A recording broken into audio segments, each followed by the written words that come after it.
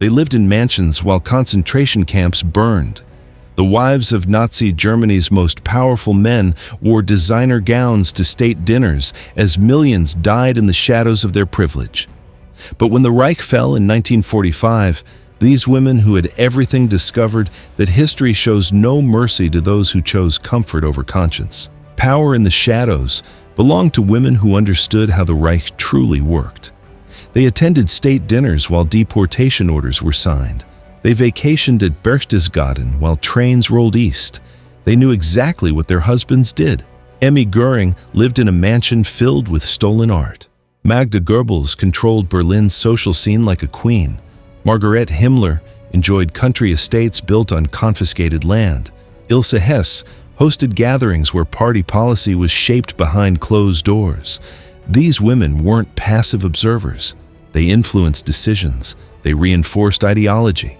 They benefited from every crime the regime committed. The privilege was intoxicating. Designer wardrobes from Paris, servants attending to every need, access to resources while ordinary Germans faced rationing, the best schools for their children while Jewish children were banned from education entirely. They chose comfort over conscience. They chose status over humanity. They looked the other way because looking meant losing everything they had built. The ground for their eventual reckoning was already being prepared. The bunker's final act played out beneath Berlin as Soviet shells rained down above. Magda Goebbels faced a choice that revealed the depths of Nazi fanaticism. She could flee with her 6 children. She could surrender to the Allies. She could seek safety in the chaos of Germany's collapse. She chose murder instead. On May 1st, 1945, Magda systematically poisoned each of her children. Helga was 12, Hilda was 11, Helmut was 9, Hulda was 7, Hedda was 5. Hedda was just 3 years old.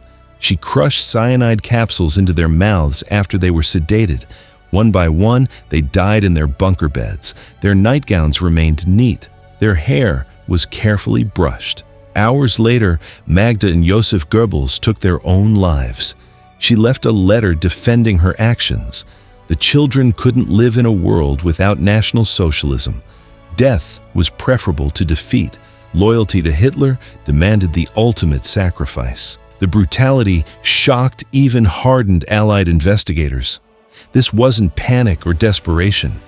It was calculated ideological murder, a hidden world of fanaticism that went beyond anything the world expected. The reckoning began as Allied forces swept through Germany in May 1945. The wives who survived faced immediate arrest. Luxury vanished overnight. Privilege became prison. Emmy Goering was detained at her Bavarian estate. American soldiers found rooms filled with stolen artwork worth millions. She claimed ignorance. The evidence said otherwise. Margaret Himmler was captured trying to flee south. She carried false papers and jewelry sewn into her clothing. Interrogators showed her photographs from the camps. She refused to believe her husband was responsible. Ilse Hess had already spent years alone while Rudolf languished in British custody. Now she faced denazification tribunals designed to purge Germany of Nazi influence. The trials came quickly. Emmy Goering was sentenced to 1 year in prison and lost everything Hermann had accumulated. Her assets were seized, her property confiscated. The mansions and art collections disappeared into Allied hands. Margaret Himmler spent 2 years in detention before release. No formal charges were filed. The evidence against her personally was limited. But freedom came with conditions, surveillance, restrictions, a life under constant watch. Living with ghosts became the reality for Ilse Hess. Her husband Rudolf sat in Spandau prison, serving a life sentence. She waited, year after year, decade after decade. The psychological prison was absolute. She couldn't move forward. She couldn't let go. Rudolf became her entire existence, even though he was locked away. Her children grew up with the Hess name hanging over them like a curse. Schools rejected them. Neighbors whispered. The stigma was inescapable. Ilse campaigned endlessly for Rudolf's release. She wrote letters to world leaders. She organized petitions. She appeared at hearings. Nothing worked. The uncertainty consumed her. Would he ever come home? Would he die behind bars? The questions had no answers.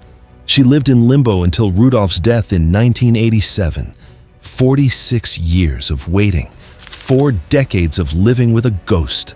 The unrepentant refused to acknowledge what they had supported. Emmy Göring never apologized, never expressed regret, never admitted complicity in the regime's crimes. After her release from prison in 1948, she lived quietly in Munich, but privately, she defended Hermann until her death in 1973. The stolen art was just spoils of war. The concentration camps were exaggerated. The Nuremberg trials were victor's justice. Margaret Himmler went further. She claimed Heinrich knew nothing about the Holocaust. The SS was simply a police force. The evidence was fabricated by enemies of Germany. She lived in obscurity, but maintained contact with old Nazi networks. The ideology never died. The beliefs never changed. She passed her revisionist views to her daughter Gudrun, who became an active Holocaust denier. These women represented ideological continuity that survived the war. They kept the flame alive in private circles. They rewrote history in their own minds. They taught their children that defeat didn't mean they were wrong. The denial was absolute. Moral exceptions existed even in the darkest corners of the Reich. Emily Schindler stood apart from the women who embraced Nazi ideology. She actively resisted it. While others enjoyed stolen wealth, Emily used her husband Oscar's factory to save lives. She smuggled food to Jewish workers. She falsified documents. She bribed SS officers to prevent deportations. Her actions saved over 1,200 people from certain death. After the war, she received no recognition, no trials, no headlines. She lived in poverty in Argentina, while Oscar received honors and fame. The world forgot her contribution until decades later. Her heroism was buried beneath her husband's story. She died in 2001 at 93 years old. Only then did historians acknowledge what she had done. Emily proved that proximity to evil didn't require participation. Choice remained possible even under impossible circumstances. Resistance was an option. Others simply refused to take. Generational shadows stretched across decades as the children of these women grappled with inherited shame. Some changed their names, some fled to distant countries, some spent lifetimes trying to escape the past, others embraced it. Gudrun Himmler became a vocal Nazi apologist until her death in 2018. She never apologized, never acknowledged the horror. The ideology passed from mother to daughter like a genetic defect. The contrast reveals everything. Some families confronted their history with brutal honesty. Others clung to lies and revisionism. The wives of Nazi leaders made choices that echo through generations. Their decisions about complicity, denial, and moral courage remain relevant today. History doesn't stay buried. It demands answers from every generation forced to inherit its weight.